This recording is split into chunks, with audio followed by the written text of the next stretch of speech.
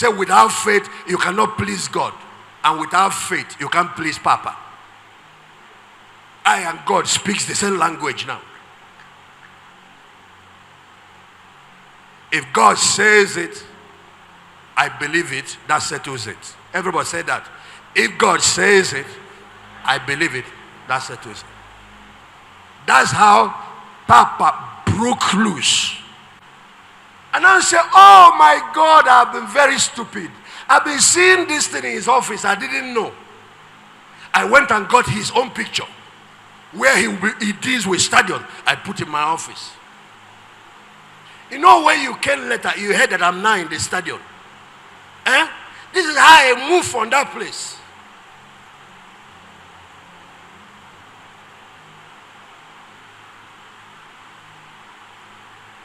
I put pictures of wheelchairs, people dropping crutches, where T.L. Osborne and others, I put it. I'm getting pregnant with healing ministry. I'm getting pregnant with mass.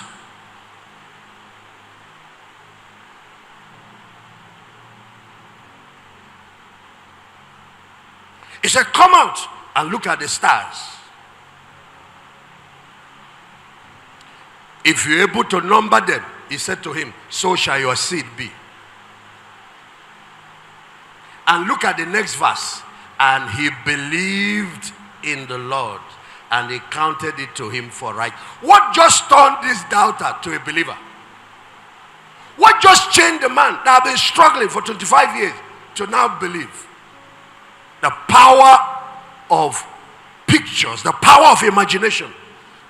Many years after, God had to teach this same lesson to his grandson Jacob, where he was under Laban, learning how to raise cattle, and Laban cheated him for 20 years. How did God turn around that young man and made him a millionaire, made him a wealthy person like his father?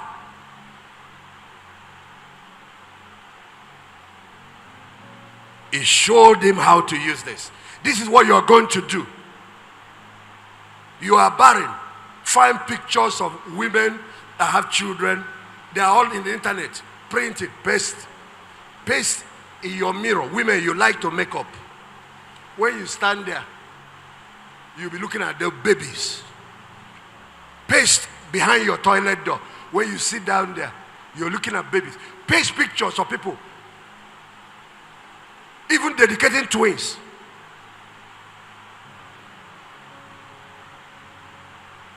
You're having problem with business growth. Get Elon Musk. Get the kind of money he's making. Paste it. Get Otedola. Get Dangote. Paste it. Now, my faith grew and I broke through that place. The place got filled. We started 2 services. Before we know, we went to indoor sports. Indoor sports. You see, it's from faith to faith. Ever increasing faith. Then things started happening. All of a sudden, the city where I was living, Enugu woke up. Enugu knew that this boy existed. They didn't know who I was. They woke up. Then there is a surge towards Dominion City. This is the first Dominion City. And if that one failed, it would have affected everything we are doing. If that one was stunted, it is that jaundice thing that we have been reproducing everywhere. That's when the idea and the concept of dominion came. Our name till that time was New Covenant Family. We still keep the name of. From this enlargement, dominion was brought into the equation. And that's how that name, Dominion City, was created.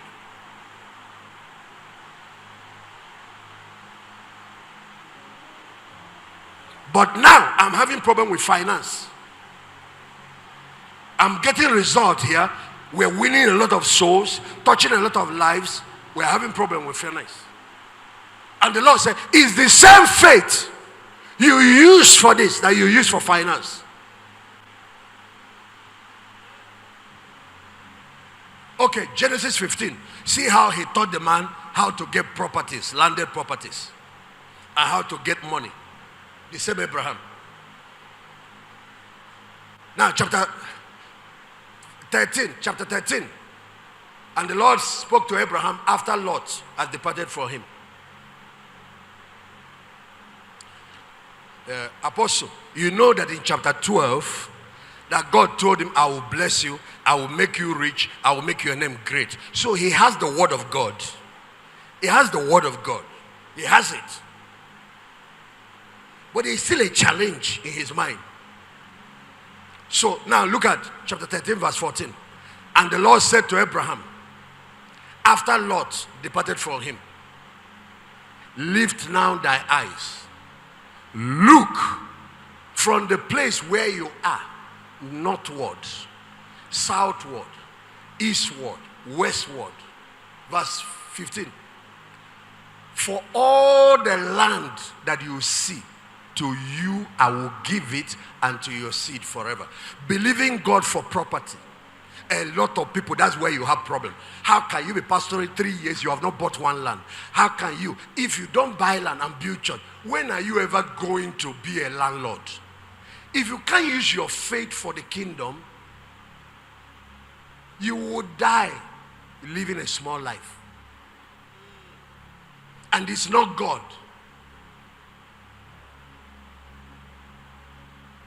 The reason he told us, put the kingdom first.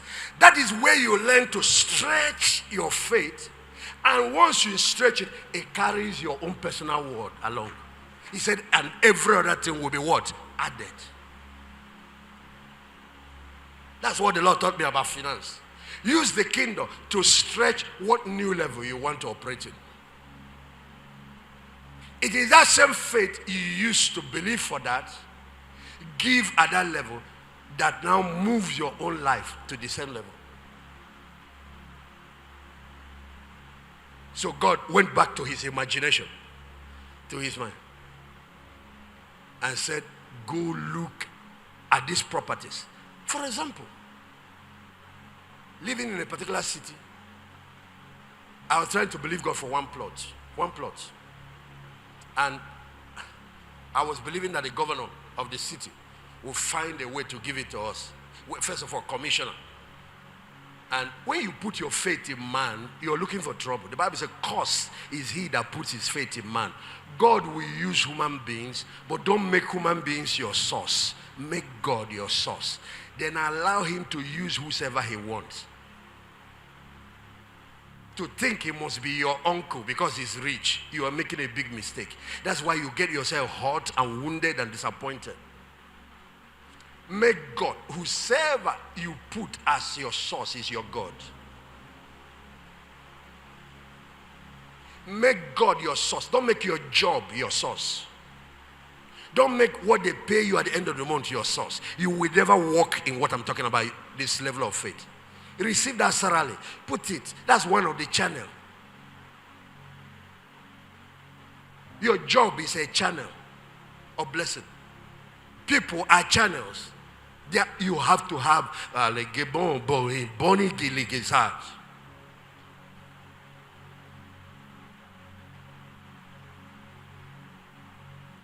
when you make your job your source, your whole world is limited to what another person has decided to pay you.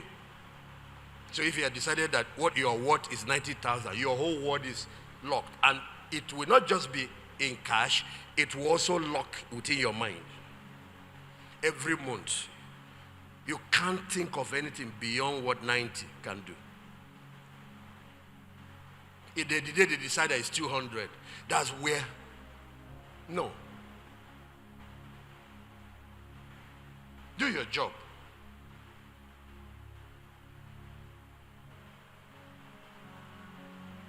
You have to expand your mental capacity through knowledge. Then you have to expand your creative capacity through visions and dreams, through pictures, through imagination. You have to find things that help your imagination. Do you know what I started doing? Apostle Ndobe. I found that my city was Enugu. There was not much to help me envision what God was saying. So I created 2 places I go. I go to Benin, once in a while sit under Papa. Just look around and see the mighty things that God has done with a man. A child born, thrown at dustbin to die, very sickly, has built how many schools? Built an university, built the largest church auditorium in the whole of Africa at that time. He just built a small stadium. and roofed it. And people will feel it. I'll come for program, people will be outside. I said, what kind of thing is this? Well, most churches who were Pentecostal and charismatic were mushroom in Nigeria. One man. And one day he told how he did it. He said to break the limitation of his mind, he will go visit Ororobot University. See what Ororobot did. Pictures. Then after a while, he got picture of it and brought it with him, pasted. Then he will go with T.L. Osborne, see what T.L. Osborne is doing, how stadiums are being packed. He will go visit some of the great auditoriums they built in US. And then he will come back. Then he will snap pictures. They will take photographs. He will come back. He said, when my mind starts clouding back because of the environment, you see, environment matters. Exposure helps faith. You see, and I start being squeezed back to my size. I start getting small. Faith can squeeze back like a football being deflated because of too much exposure to unbelief, too much exposure to people who are negative, who don't believe anything good can happen. When I hear too much of that and I find myself deflating, I look for another thing and travel for one of those conferences. I'll get there and see the auditoriums they build. I see all that. People are just hearing the message. So I'm hearing and seeing. Then he paid T.L. Osborne a visit in their house. 7-bedroom mansion. He started dreaming of his house. And that's how the capacity was enlarged to build the Faith Miracle Center. It's Benin that was the incubation center. We couldn't go to America. At least America has been brought down. We could go to Benin and see it. One man was an eagle flying in Africa. And we're wondering, is he not the same God? Sometimes I look at the Bible. Is it the same Bible? Is there an American version? Until the man told us how he also went to learn it. And I saw. The same God is rich unto all that call upon him. There is no respect of person. God does not love one person better than the other. God, Lord, this is not God. He's your Father. He doesn't do partiality.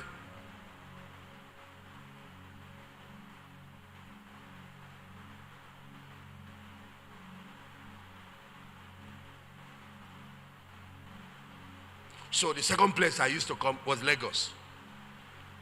And you know, at that time, couldn't afford flight, so I come with bus. And the buses will pass you through Ojota, Maza, all those kind of places. When I land, there is nothing to see. It looks like where I live. I'm looking for something that will help my mind.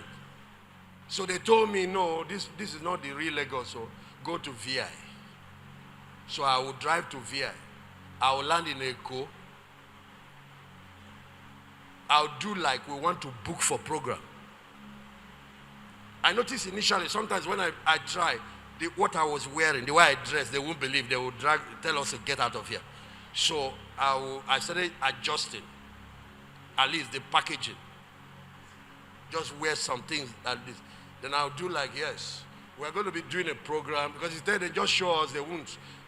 They will open the place. I'll be looking at this hall. My head will expand and contract. God said, balance here, you are my son. Stop behaving like a village boy. The making of another Abraham. You are next on the storyline. I say you are next. And the change of your story starts now. One thing you guys will learn about me. I don't believe in when God has finished making you, you remove the story and make people look like you fell from the sky.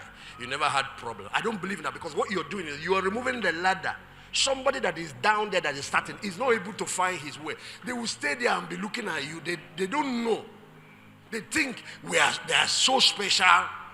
God just carved them out for some. No. God makes extraordinary people out of ordinary people. God does extraordinary things using ordinary people. As long as I live, he must get the credit and the glory constantly from my life. It's ordinary bush boys, like David, looking after sheep, that God makes big boys from.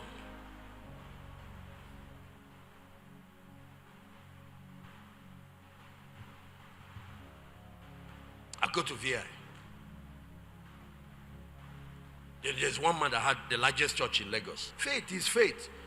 You know the transplanter. There's one man that had some big stuff going. I'll go visit it. My head will be expanding when I look at. I said, Lord, please, I don't want something big like this. Just this section, just his choir, please. He said, stop talking like that. I said, you talk like, call the things that be. Okay, I will correct myself. I said, okay, I'm sorry. I cancel that nonsense that came out of my mouth. Please. That's when I understood when the disciples say, help my unbelief. I'll correct it back. Then I got books, Kenneth Hagin books. And I started reading it. Kenneth Hagin, his works, his tapes, his books did wonders in my life.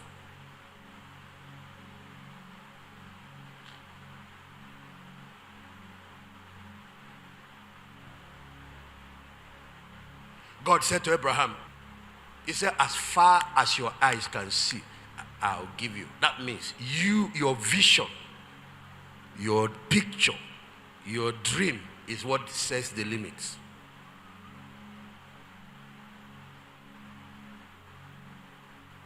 But God did one more thing. Verse 15. He said, get up. Go and walk on it. Visit for all the land which you see. Today I will give it unto thy seed. Then verse 16. Verse 16. And I will make thy seed as the dust of the earth. So if a man can number the dust of the earth. You see the same picture about childbirth. But now he has moved to property. So shall thy seed be numbered. Then verse 17. Arise. Is God giving the command. Walk through the land in the length of it, in the breadth of it, for I'll give it to you. So now, get up, do some prayer work. That's what I started doing. I came back my city early morning, Saturday mornings, when there's less traffic.